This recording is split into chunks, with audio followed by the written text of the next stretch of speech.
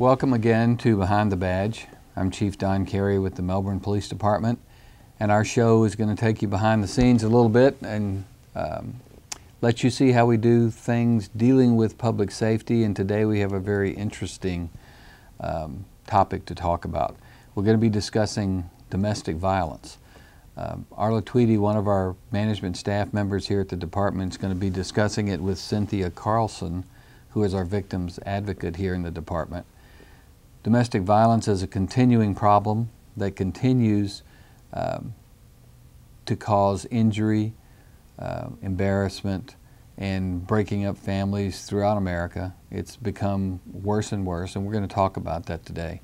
We also have some videos to show you of some public service announcements from around the world dealing with domestic violence, since it is a worldwide problem. So let's have Arla and Cynthia begin, and I'll be back with you at the end. Thanks. Our program is dedicated this month to victims of domestic violence. For as much as is known about it, it still happens, not just here, but worldwide. Every corner of the world is affected by domestic violence. Do we know what triggers it? Economics, drugs, alcohol?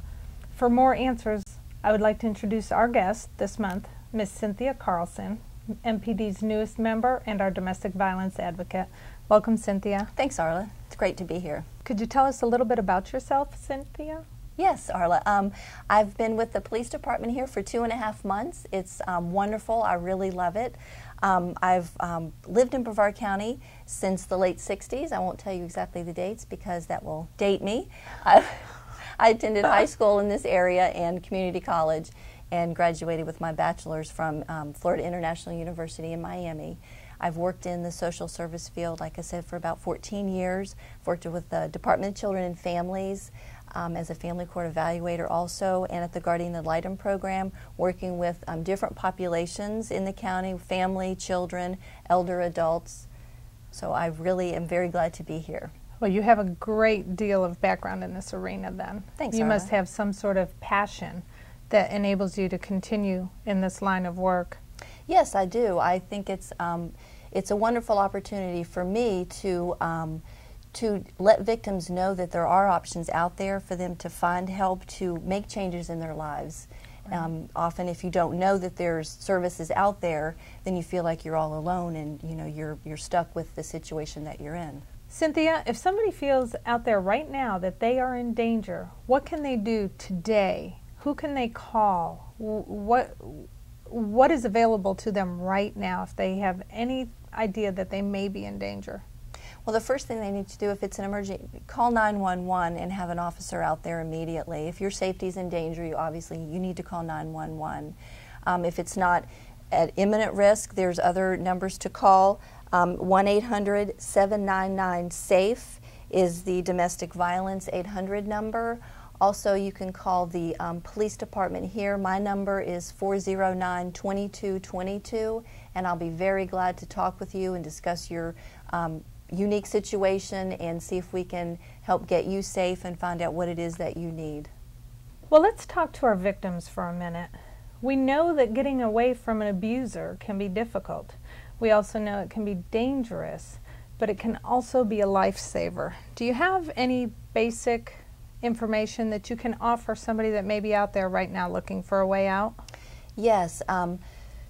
I know it's difficult, but reporting the crime, because domestic violence is a crime, is the most important thing, and to have that documentation and have police intervention.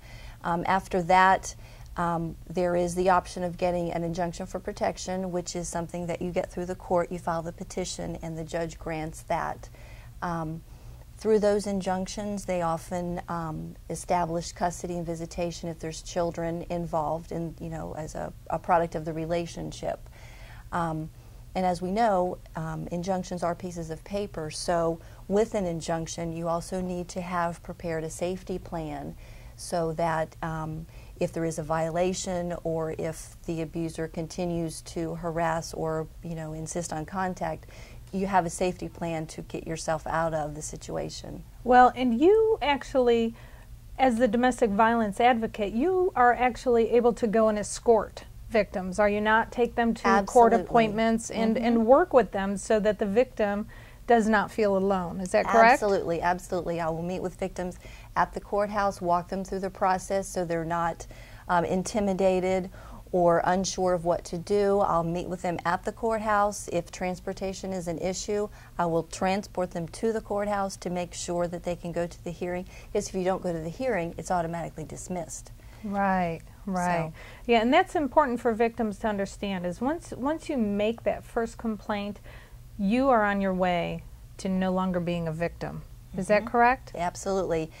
Taking action for yourself empowers yourself to want to do more things to keep yourself safe. Right. When we think of domestic violence victims, I know my first thought is a woman that's battered and beat up, but men can be victims also, can they not? Absolutely, absolutely.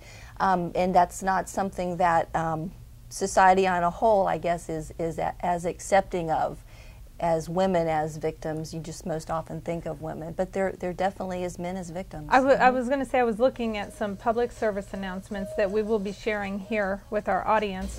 In 100 domestic violence situations, approximately 40 cases are women abusing men. Although the counseling and psychological community have responded to domestic abuse and violence against women, there's been very little investment in resources to address and understand the issues of domestic abuse against men. Virtually nothing has been done to encourage men to report abuse. Even when men do report domestic violence cases, people are so astonished, and many men feel like no one believes them. Can you help me with dinner? No, I just got from work. I had a long day. I need help. I've been cleaning all day. No, I want to watch TV.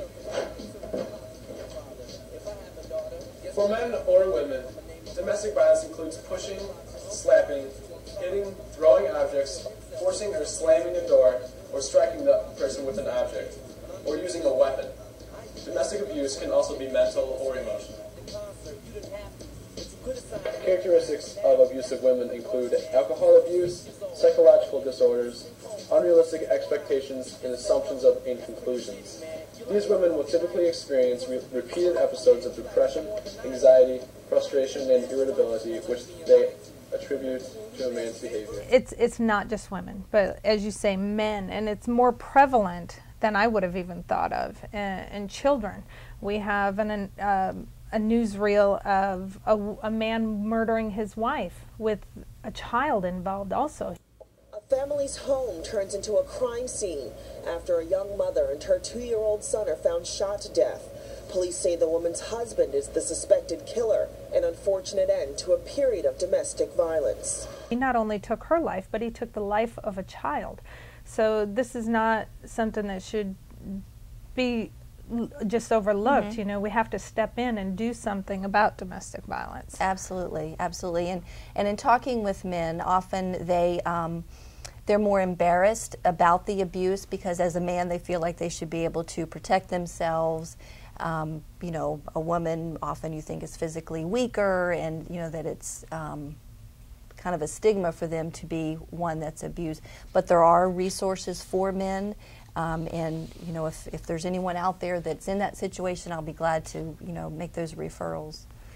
Well, I know we have, I would like to take a look at one of our videos, and this particular video represents a loving couple, but yet it goes on to show what can happen behind closed doors. And that's where most of us are kind of left out, because most of your domestic violence happens behind closed doors that most people don't see, right? Right. And so it's hard for people to know the abuser's often very charming, very nice, very upstanding at times, you know, in the community. So the abused person feels, you know, like no one will believe them. But something, you know, as a neighbor, or that you can do to see that is if the woman's very withdrawn, there's no eye contact, if there's unexplained bruises, marks, injuries, that just the injuries don't seem to match with the explanation. Talk with that person, encourage them to seek help, that you will help them, give them a place to stay in the meantime, and help them call, you know, us, the 800 number, somewhere to get assistance to get out of the situation. What about financial assistance? Is there a program that's available? Because a lot of times I think that's why victims stay in the situation that they're in, is because financially they just don't think they're going to be able to make it. Is there something that out there that can actually assist them and help get them through that crisis period? Sure. We have two domestic violence shelters in the county, one in the north end and one in the south end, that can provide a place to stay for the woman and the children, if she has children with her, to give her a place to regroup and figure out the next decision. There's no charge for that. There's no real time limit, although they want to see someone progress to be self-sufficient, because that's what we all want to be, as self-sufficient adults. Absolutely. What causes domestic violence? Wow, that's a loaded question, Arla. There's a lot of different reasons. There's no one simple answer. Factors that go into it could be economics, drugs, alcohol, other substances by the victim and the abuser that plays a part in it. Obviously, in today's economics, has been a definite increase in incidences that we've seen. Domestic violence is about power and control, though. It goes back to power and control. The abuser wants power and control over the victim, and when he or she senses that power and control is slipping away, those are usually when the incidences begin to escalate. So unemployment could therefore be an indicator. It could be an indicator, yes. Add more stress to someone who already their makeup is to want power and control of the situation, and that adds another stress because they don't have as much control any longer, say if they lose a job. Well, that's quite interesting. And you did say drugs and alcohol also? Absolutely. Now keep in mind too, drugs and alcohol issues with the victim allows the victim to be easier manipulated and controlled. Oftentimes the abuser is the one that supplies the alcohol and drugs. So they stay in the situation to get that need filled despite the abuse. Once a victim comes forward and asks for help, there are different things that we can do to help them and different things that we can do to help protect them while we're working with them. Can you talk about that a little more? Yeah, part of that is the safety plan that we develop with each victim. It's very important depending on where they are in their situation, whether they've actually left the home or if they're still planning to leave the home. One of the programs we have is this 911 cell phone program. People in the community donate cell phones that we get refurbished, and these phones dial 911 only. The victim can keep those on hand and charged. If there's an emergency, they can dial 911 directly. That's wonderful. And knowing that they have this phone available, that's not the only tool. Is that correct? We do call them and we check on them periodically. Is that correct? Yes, I'll work with the victim until they feel they're stable or they're in a shelter and they're getting assistance through there. As a matter of fact, I'll continue to call them while they're at the shelter to make sure they're getting what they need, and if there's any other support. Often support is a lot of what I can provide. Have someone else to talk to make sure they're doing the right thing. A lot of victims feel guilty and feel like that this is their fault, which is something that they have to work through. It's a very confusing process. It's easy to see it on the outside. If someone hurts you, you don't want to be with that person anymore. But when you're in a relationship with them and there's emotional ties, those don't just go away when there's abuse. Right, right.